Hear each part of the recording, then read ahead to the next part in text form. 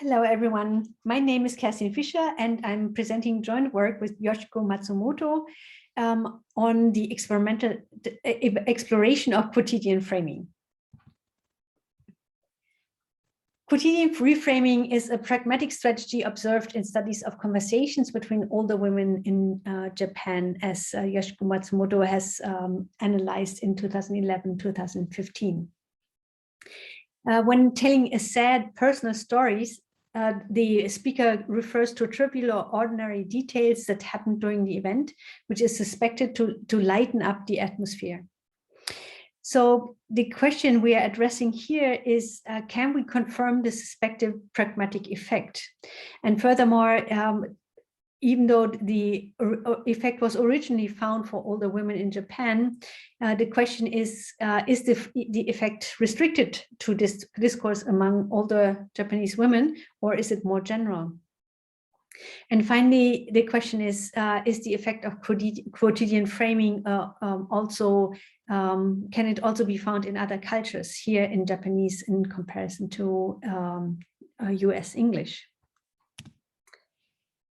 So in order to investigate that, we created stimuli for our experiments, and we proceeded by first identifying two representative examples from the original corpus and condensing them into smaller stories that can be told in one go by one speaker. Because the original ones were also told within interaction, and so were distributed between the interaction partners. Then these texts were translated into English by a native speaker. And from that, we created audio files using a text-to-speech system. And this we did in order to eliminate the effects of specific human voices, because those are always associated with certain values or expectations. So we attach attitudes towards voices. And thus, if we use a text-to-speech system, we can reduce that effect. Then we still had native speakers of the two languages present these texts to an interaction partner, and thus create audio files that we could use. And then we use those audio files in order to adapt the intonation contours of the synthesized speech based on these native speakers' performance by means of the manipulation software Plot. Then we also recorded a video of a robot telling a story, and similarly to the text-to-speech system, we used a robot here because a robot will provide the stimuli in identical ways in each case and to each participant alike. And then finally, we use the audio files to match them with the video so that we have one video that is identical across conditions and matched with an audio file, once with and once without the quotidian framing. So as I said, we created audio files using the text-to-speech system, and since also the original stories were told by women, the voice we've chosen was also female. So that's what it sounded like. As if he were sleeping. Mm-hmm. Then we had native speakers present these texts to an interaction partner so that, that they sounded as natural as possible. As if you were sleeping. And then we matched the intonation contours of the synthesized speech based on the, we adapted the intonation contours based on the native speaker's performance. As if he were sleeping. Okay. As if he were sleeping. Oops. As if he were sleeping. As if he were sleeping. So this is what the manipulation looked like. Here you can see the original contour created by the text-to-speech system. And so I raised the intonation contour here to create a peak and a stronger fall in the end.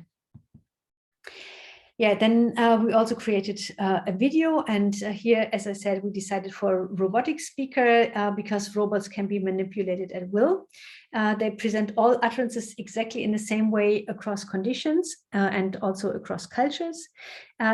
They speak as many languages as we need because we just have to pair them with the right text-to-speech system.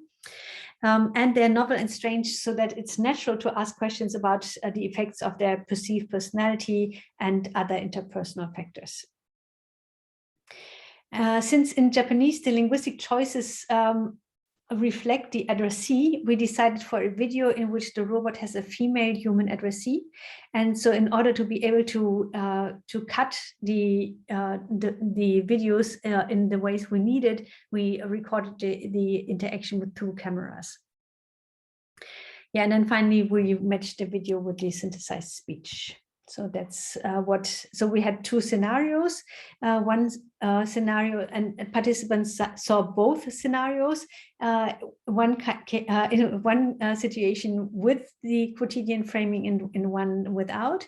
And the point here is that these texts always have 3 parts.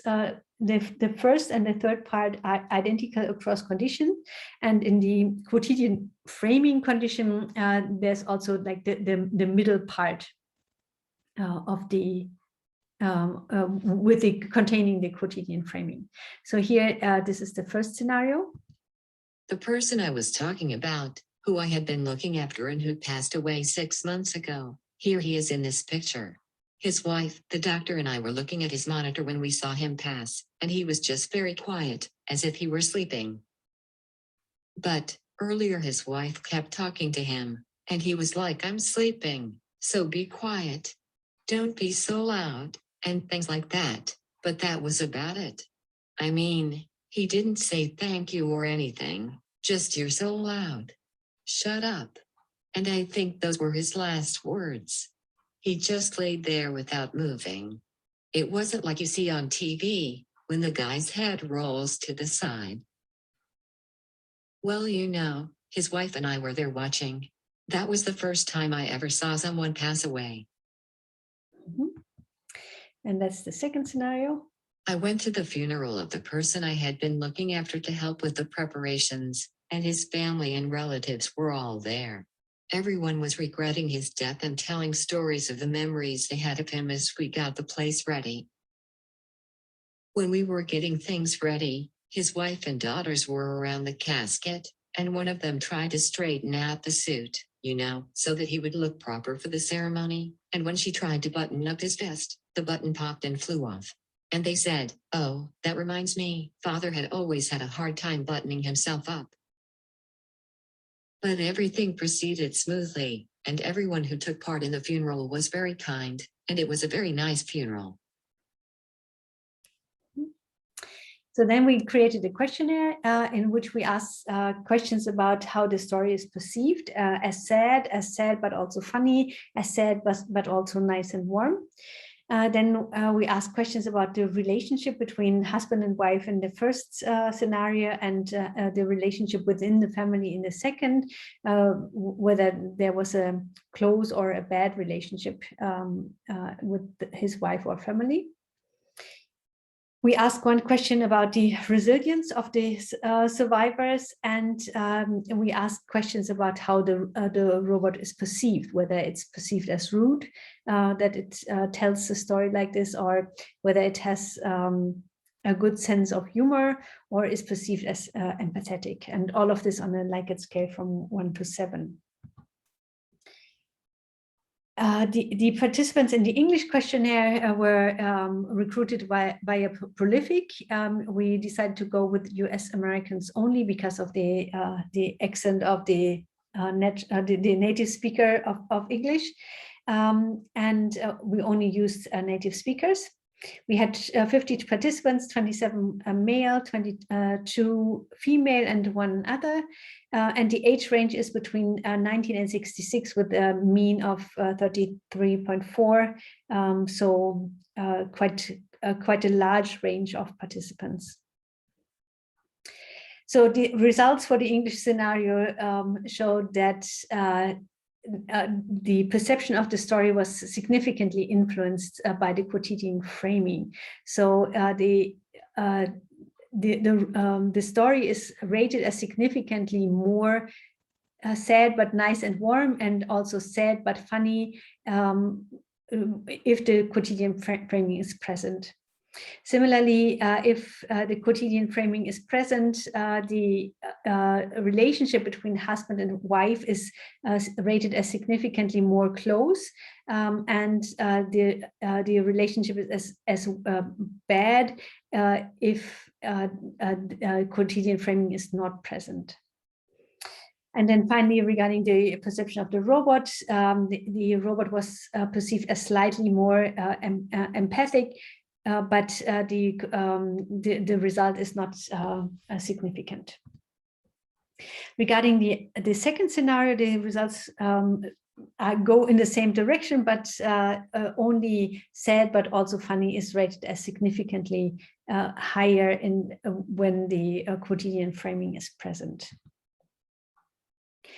We also asked to what extent it is inappropriate to talk about death, and most people found it actually appropriate, but this rating correlates with no other rating in the questionnaire. So this has no influence on how people rated the robot's storytelling in the questionnaire. And we furthermore asked whether to what extent robots should take over important tasks in our society, and we did that in order to ascertain the people's attitudes towards robots, and people found like medium appropriate that they take over such positions or such tasks, but again, this rating correlates with no other rating, so we can conclude that they have not influenced the data. So initially we asked whether we can confirm the suspected pragmatic effects, and we can say yes. In both scenarios, the story is rated as sad but funny. The second question we asked is whether the effect is restricted to discourse among older women or whether it's more general. And here we can conclude that it's really a general strategy. Our participants were not only women, and their age range was quite large. So it seems to be rather a general effect. We furthermore asked what is the effect of quotidian framing in other cultures, and it seems to have a similar effect in the US as was suspected for Japan. But we also have to see that the originally Scandinavian story, like the second story about the button popping, is much less affected by the quotidian reframing. So maybe it's worth looking into this a bit further.